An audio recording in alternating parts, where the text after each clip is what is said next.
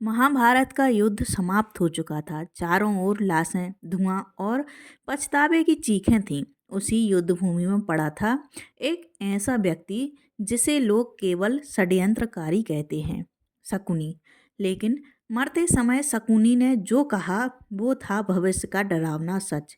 कहते हैं जब युधिष्ठिर उसके पास पहुंचे तो शकुनी ने अंतिम सांसों में कलयुग की 3 ऐसी बातें बताईं जिन्हें सुनकर धर्मराज भी स्तब्ध रह गए। शकुनी बोला, युधिष्ठिर, आज तुम जीत गए हो, लेकिन आने वाला युग धर्म से नहीं स्वार्थ से चलेगा।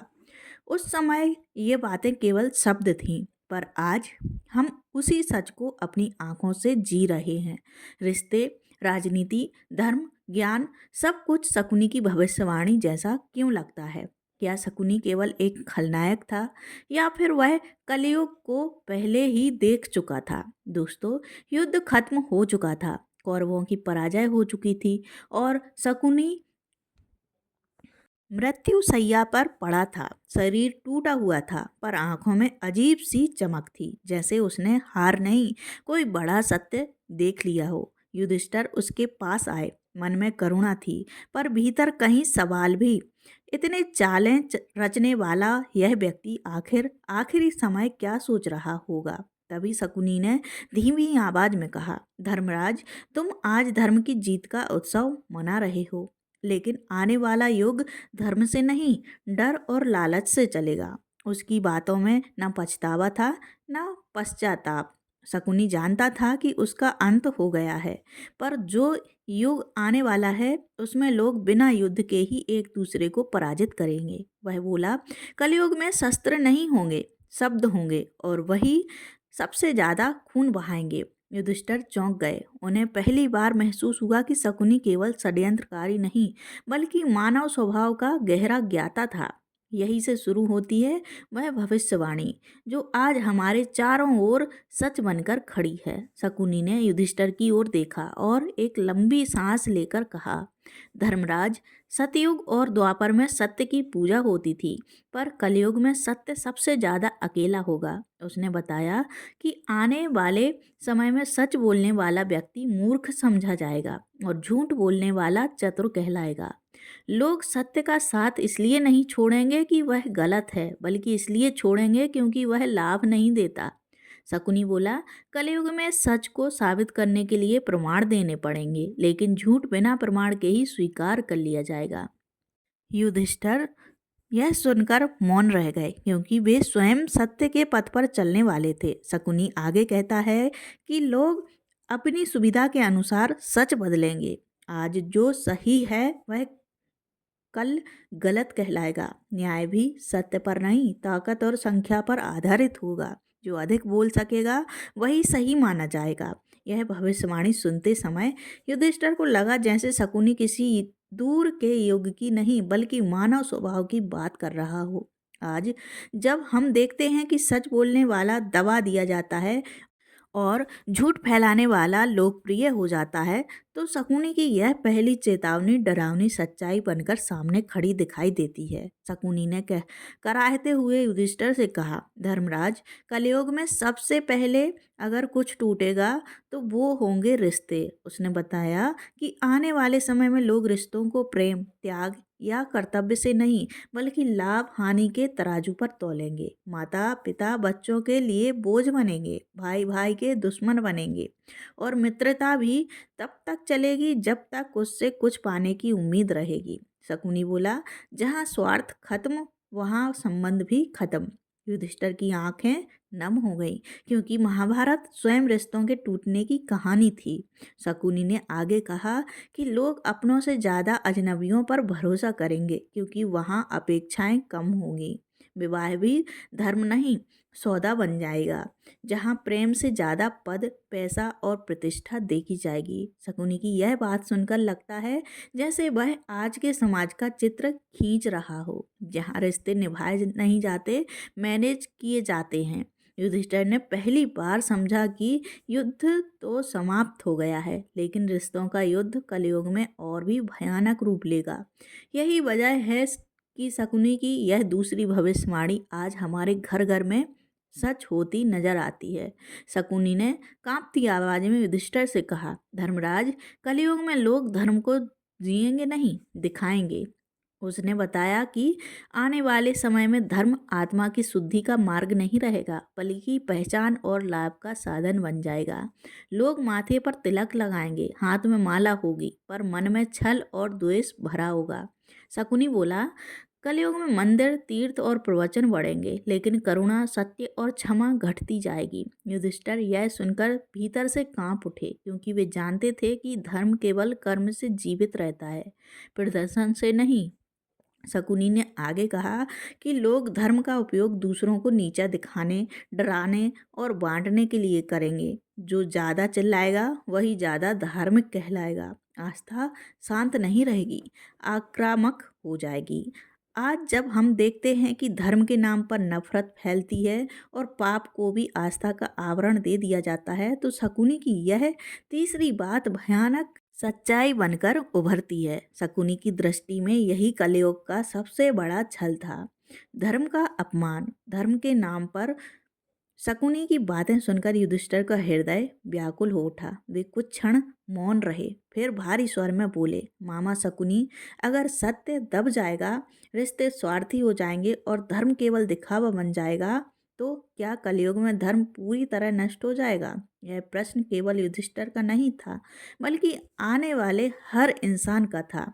युधिष्ठिर जानते थे कि मनुष्य त्रुटिपूर्ण है, पर क्या भविष्य इतना अंधकारमय होगा कि आशा की कोई किरण ही न बचे? शकुनी ने धीमी मुस्कान के साथ उत्तर दिया, नहीं धर्मराज, धर्म कभी समाप्त नहीं होगा, लेकिन वह भीड़ में नहीं मिलेगा। उसने कहा कि कलयुग में धर्म शोर में नहीं, चुप्पी में छुपा होगा। वह बड़े मंचों पर नहीं, बल्कि साधारण लोगों के छोटे छोटे कर्मों में जीवित रहेगा। जो बिना दिखावे के सही करेगा, वही सच्चा धार्मिक होगा। शकुनी की यह बात युधिष्ठिर के मन में उतर गई, क्योंकि इसमें पहली बार उसे विनाश के बीच उम्मीद की आवाज सुनाई दी। यहीं से कहानी एक नई दिशा लेती है। शकुनी ने अंतिम शक्ति समेटते हुए युधिष्ठिर से कहा, धर्मराज, कलयुग में लोग पहले से कहीं ज्यादा पढ़े लिखे होंगे, पर समझदार नहीं। उसने बताया कि आने वाले समय में ज्ञान पुस्तकें और शब्दों तक सीमित रह जाएगा, जबकि विवेक यानी सही गलत को पहचानने की क्षमता धीरे धीरे कम होती चली जाएगी। लोग बहुत कुछ जानेंगे, पर यह नहीं जानेंगे कि कब, कहाँ और कैसे बोलना या करना चाहिए। शकुनी बोला, कलयुग में सलाह हर कोई देगा, लेकिन स्वयं उस पर चलेगा कोई नहीं। लोग दूसरों को उपदेश देंगे, पर अपने कर्मों की जिम्मेदारी लेने से बचेंगे। युधिष्ठिर को यह सुनकर लगा मानो शकुनी भविष्य के समाज का दर्पण दिखा रहा हो, जहाँ सूचनाओं की बाढ़ होगी, लेकिन सत्य डूबा हुआ मिलेगा। आज हम देखते हैं कि लोग हर विषय पर राय रखते हैं, बिना उसे समझे। ज्ञान अहंकार बन जाता है और अहंकार विवेक को ढक लेता है। शकुनी की यह चेतावनी इसलिए गहरी थी, क्योंकि वह बता रही थी कि कलयुग में अज्ञान सबसे बड़ा नहीं, बल्कि अधूरा ज्ञान सबसे बड़ा खतरा बनेगा। शकुनी ने युधिष्ठिर की ओर देखते हुए कहा, धर्मराज, कलयुग में शक्तिशाली वही नहीं होगा जिसके पास बल है, बल्कि वही होगा जिसके पास प्रभाव है।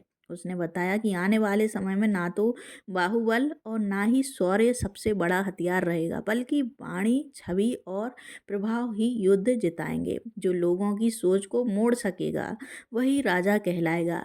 युधिष्ठिर को यह बात सुनकर आश्चर्य हुआ, क्योंकि द्वापर में युद्ध अस्त्र शस्त्र से लड़े जाते थे।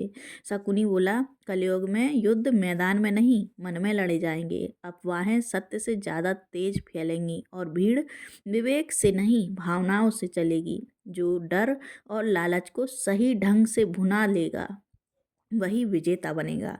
आज जब हम देखते हैं कि शब्दों से चरित्र बनते और बिगड़ते हैं, झूठी छवि सच्चाई से भारी पड़ जाती है, तब शकुनी की यह बात चौंकाती नहीं, बल्कि डराती है।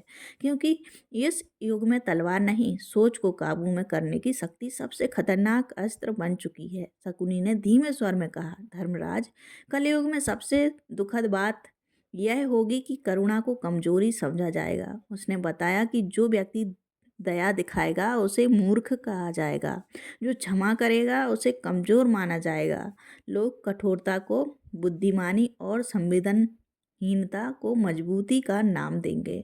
युधिष्ठिर यह सुनकर भीतर तक हिल गए, क्योंकि उनका पूरा जीवन करुणा और क्षमा पर टिका था। शकुनी ने आगे कहा कि कलयुग में लोग दुख देखकर रुकेंगे नहीं, बल्कि तमाशा देखेंगे। सहायता से पहले सवाल पूछे जाएंगे, मुझे क्या मिलेगा? करुणा स्वार्थ की दीवार से टकराकर लौट आएगी।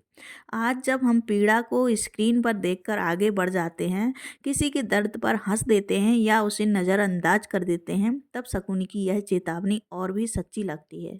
करुणा जब समाज से विदा होने लगती है, तब मनुष्य जीवित होकर भी भीतर से सूना हो जाता है।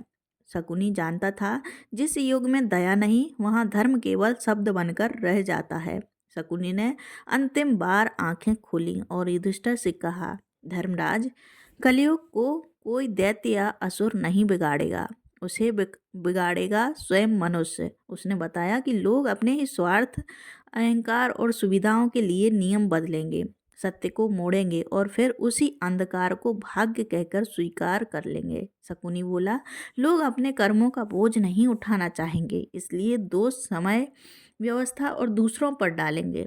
युधिष्ठिर को यह बात भीतर तक चुभ गई, क्योंकि इसमें कोई शाप नहीं था, केवल चेतावनी थी। शकुनी ने कहा कि कलयुग में सबसे आसान काम होगा खुद को निर्दोष साबित करना। इंसान दूसरों को गिराकर ऊपर उठना चाहेगा। आज जब हम हर समस्या के लिए किसी और को जिम्मेदार ठहराते हैं, तब समझ आता है कि शकुनी का इशारा बाहर नहीं, हमारे भीतर था। यही उसकी सबसे कड़वी लेकिन सच्ची सीख थी। शकुनी की सांसें अब थम रही थीं, लेकिन उसके शब्द युधिष्ठिर के मन में गूंजते रहे। वह खलनायक होकर भी एक ऐसा सच कह गया जिसे समझने में युग लग जाते हैं। कलयुग कोई दूर का समय नहीं है, वह हमारे हर निर्णय, हर शब्द और हर कर्म में जन्म लेता है। जब हम सत्य छोड़ते हैं, रिश्तों को स्वार्थ से तौलते हैं, धर्म को दिखावे में बदलते हैं और करुणा को कमजोरी समझते हैं, तब हम स्वयं शकुनी की भविष्यवाणियों को सच बना देते हैं। यह कथा हमें डराने के लिए नहीं, जगाने के लिए है। सवाल यह नहीं है कि कलयुग कैसा होगा, सवाल यह है कि हम उसे कैसा बनाएंगे। अगर अंधकार के बीच एक व्यक्ति सच, दया और विवेक का दीप जलाए रखे, तो वही सच्चा धर्म है।